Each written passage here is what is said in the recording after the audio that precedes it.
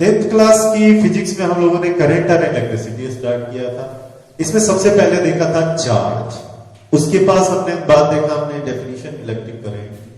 आज हम लोग देखने जा रहे हैं कि इंपॉर्टेंट टर्म होता है that is called potential. Suppose करो कि ये एक ऑब्जेक्ट है और हम इसमें चार्ज कर रहे हैं। किसी भी ऑब्जेक्ट को चार्ज करने का क्या तरीका हो सकता है, कितने तरीके से चार्ज किया जा सकता है।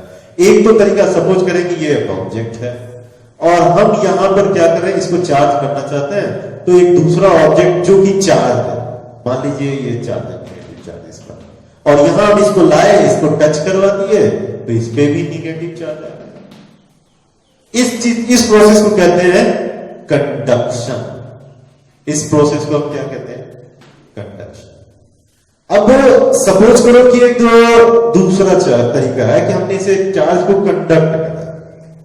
एक तरीका हो सकता है कि ये देखिए, ये यहां पे एक चार्ज ऑब्जेक्ट हम लेकर के चले आए। हमने क्या करा कि चार्ज ऑब्जेक्ट लगाया, ले आया, प्लस चार्ज है। अब प्लस चार्ज यहां पे आया तो इसके कारण यहां तो प्लस माइनस दोनों रिपल्सन होने लगा। प्लस सारे इधर आ गए और माइनस वाला इधर, और प्लस वाला इधर आ गया, माइनस वाला यहीं रह गया। अब हमने क्या किया, एक वायर लिया और वायर को यहां से ग्राउंडिंग कर दी। जब हमने वायर को ग्राउंडिंग कर दी तो हमने पाया क्योंकि चार्ज मूव कर जाता है तो सारे प्लस चार्ज यहां ग्राउंड में चले गए, रिजल्ट में हमें यहां निगेटिव चार्ज बच गया। तो इस तरह से ये हो गया, इंड्यूस्ड करा दिया थ्रू इंडक्शन। तो अभी हमें इससे नहीं ज्यादा पढ़ना कि कैसे करा रहे हैं चार्ज, बस हम ये समझते हैं कि किसी चीज को चार्ज करें। मान लो इस पर चार्ज डाल रहे हैं, इस पे चार्ज लाया, हमने चार्ज लाया, कितना चार्ज लाया, क्यू चार्ज लाया, और इस चार्ज को लाने में हमें क्या कर दिया, हमें वर्क खत्म हो गया। तो पहला कि इसके यहां से चार्ज होने से यह चार्ज हो गया, इसके अंदर में एनर्जी आ गई। कैसी एनर्जी, इलेक्ट्रिकल एनर्जी। तो हम इसे कहेंगे इलेक्ट्रिकल पोटेंशियल एनर्जी। ये इलेक्ट्रिकल पोटेंशियल एनर्जी क्यों आ गया, तो इलेक्ट्रिकल एनर्जी हो गया इलेक्ट्रिकल पोटेंशियल एनर्जी। तो मान लीजिए इलेक्ट्रिकल पोटेंशियल एनर्जी क्या है भाई, कि किसी भी ऑब्जेक्ट को चार्ज करने के बाद जो उसके अंदर में एनर्जी आ गई तो वो हो गई इलेक्ट्रिकल पोटेंशियल एनर्जी। अब पोटेंशियल क्या होता है, ये टर्म नहीं किसी को समझ में आया कि भाई सर ये तो समझ में आ गया कि आपने कहा कि इसके अंदर आ गई इलेक्ट्रिकल एनर्जी, चलो भैया समझ लिया, चार्ज कोई अट्रैक्शन और रिपल्सन वाली एनर्जी। लेकिन ये क्या बात हुई, इलेक्ट्रिकल पोटेंशियल समझ में आया। तो कह रहा है कि पोटेंशियल एक्चुअली यहां एक मैथमेटिकल टर्म हो गया। तो मान लीजिए हमें वर्क कितना करना पड़ रहा है, क्यू चार्ज को लाने के लिए। तो अगर क्यू चार्ज को लाने के लिए वर्क हमें करना पड़ रहा है W, तो एक यूनिट चार्ज को लाने के लिए कितना करना पड़ रहा है, W/Q, और इसी रेशियो का नाम हो गया इलेक्ट्रिकल पोटेंशियल। तो इलेक्ट्रिकल पोटेंशियल क्या होगा, ये हो गया work done per unit charge, भाई work done per unit charge, मतलब कि यहां पे चार्ज करने में, क्यू चार्ज करने में W वर्क लगता है, तो एक यूनिट को चार्ज करने में कितना वर्क लगेगा, उसी को हमने कह दिया इलेक्ट्रिकल पोटेंशियल। अब ये तो बात हो गई इलेक्ट्रिकल पोटेंशियल एनर्जी वगैरह बात हो। एक टर्म और आएगा, electrical potential at A point. अब ये क्या बात हो गई, electrical potential at A point, ये एक वर्ड आएगा। Electrical potential at A point का क्या मतलब होता है, इसका मतलब क्या होता है, कैसे पता चले। सपोज करिए ये जगह है, ये पॉइंट है, और कहीं दूर से इंफिनिटी से एक चार्ज हम यहां पर लेकर के आ रहे हैं। हम यहां चार्ज लेकर के यहां पे आ रहे हैं। तो मान लो कि Q चार्ज को यहां तक लेकर के आए, जिसमें हमें W वर्क करना पड़ा किस पॉइंट पर? A पॉइंट पर। तो हम कहेंगे कि VA बराबर क्या होगा? तो VA बराबर होगा कि इंफिनिटी से किसी पॉइंट पर लाने में जितना वर्क करना पड़ा उसके पर यूनिट चार्ज को इस पॉइंट का इलेक्ट्रिकल पोटेंशियल कहेंगे। यानी इलेक्ट्रिकल पोटेंशियल या सीधा potential of A is equal to work done per unit charge. Unit charge को इस पॉइंट तक लाने में जितनी एनर्जी, जितना वर्क करना पड़ा, उसी को हम कहते हैं इस पॉइंट का इलेक्ट्रिकल पोटेंशियल। तो अगर मान लीजिए ये पॉइंट है, ये पॉइंट है, ये पॉइंट है, तो अब इस पॉइंट में अलग अलग है, इसका नाम ए होगा, इसका बी होगा, इसका सी होगा।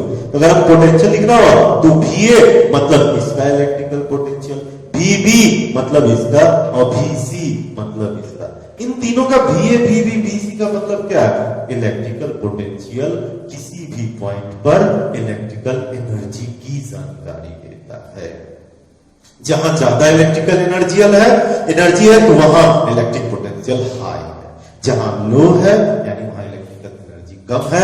हम पॉजिटिव चार्ज को लेकर के भी चलेंगे, यही ट्रेडिशनल है। ट्रेडिशन यही है कि हम यही चला रहे हैं, पॉजिटिव, यानी कि यहां पर पॉजिटिव चार्ज इलेक्ट्रिकल एनर्जी ज्यादा है या उससे ज्यादा या उससे ज्यादा। तो हम कह सकते हैं कि अगर कहीं लिखा हुआ है, कि VA is greater than VB, ये लिखा हुआ है ऐसे, VA ग्रेटर देन VB, इसका मतलब क्या?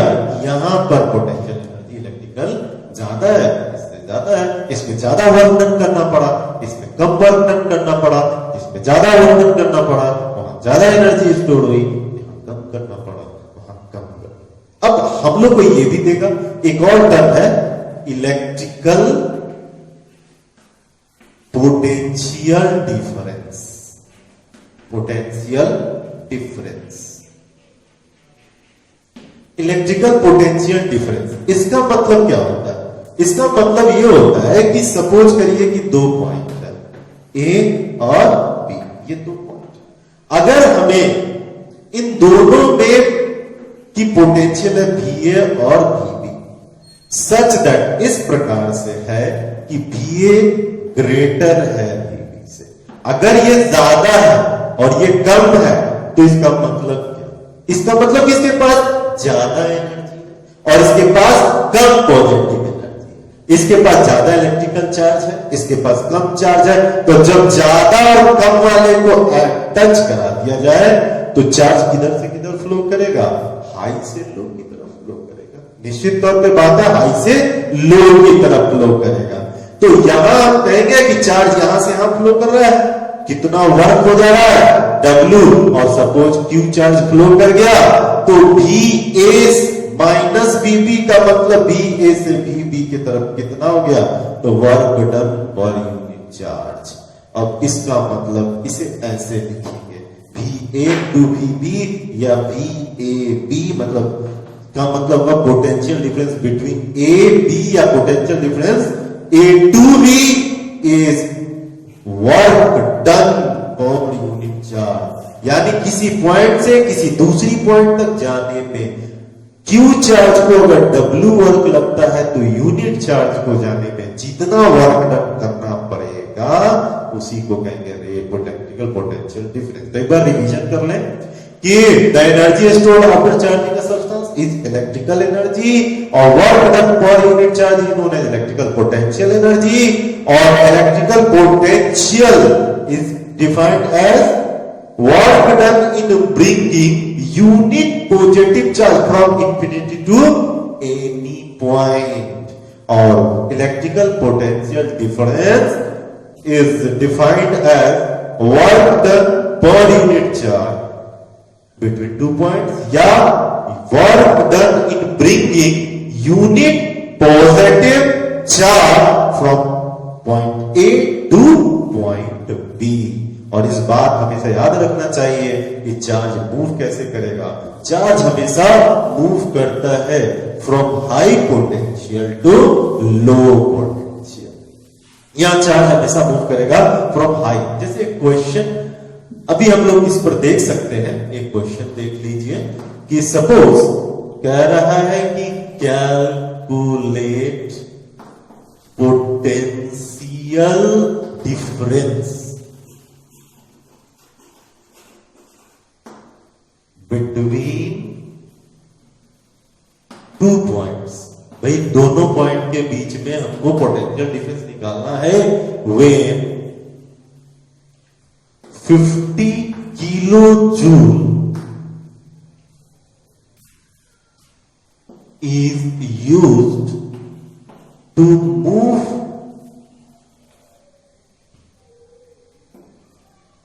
200 coulomb of charge। अगर इस तरह का क्वेश्चन आता है तो देखो यहां हमें क्या निकालना है, पोटेंशियल निकालना है, डिफरेंस।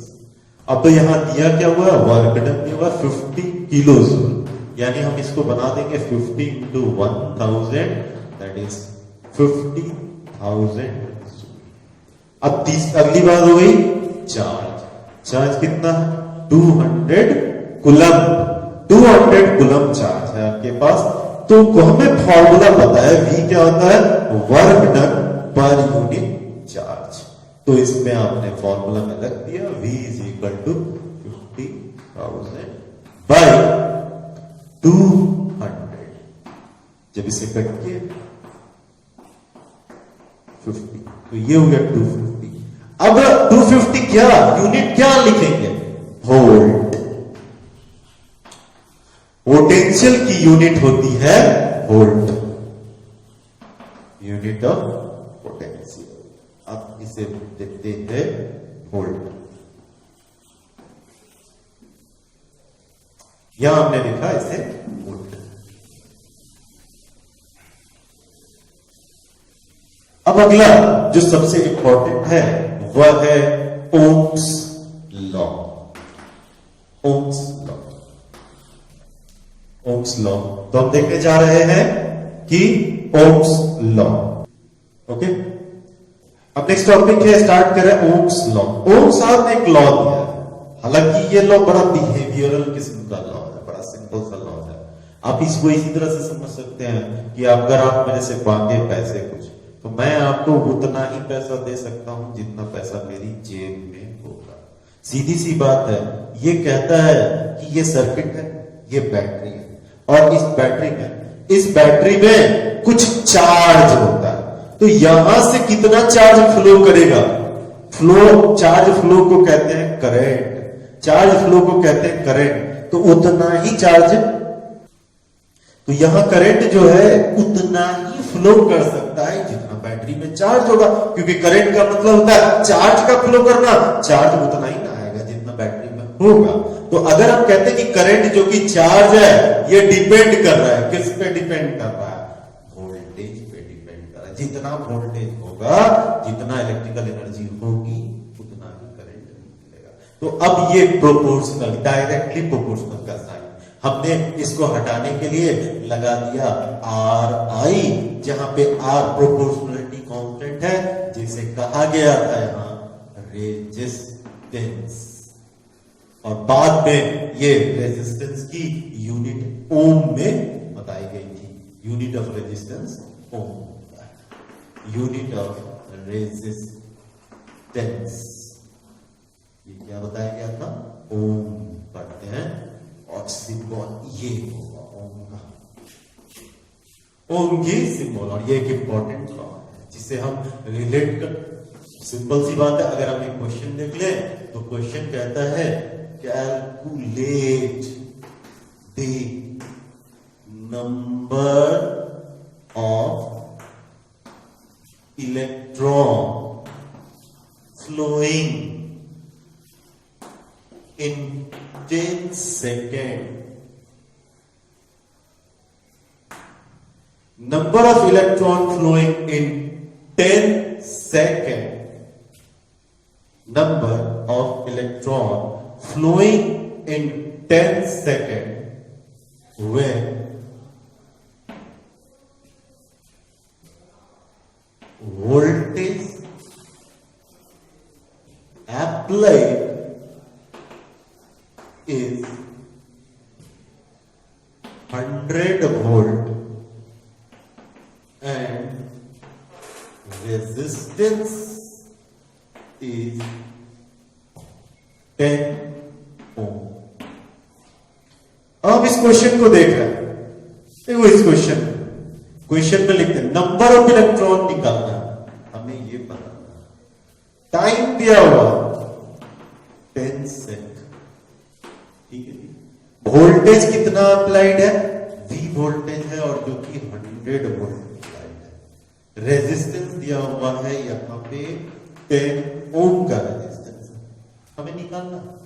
सिंपल हम ये जानते हैं कि N जब निकालना होता है तो I is equal to Q by T और Q is equal to NE था। तो N निकालना हो तो I into T by E, I पता होना चाहिए कहीं से।